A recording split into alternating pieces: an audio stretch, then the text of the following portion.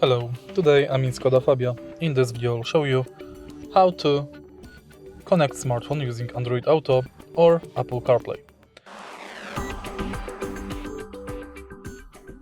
In the beginning, connect USB cable to your car. Next, connect the USB cable to the smartphone. And now go to App. Select Android Auto and connect.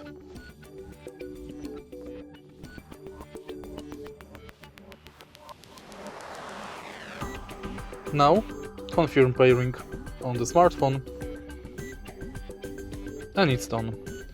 Thanks to Android Auto or Apple CarPlay, you can use Maps,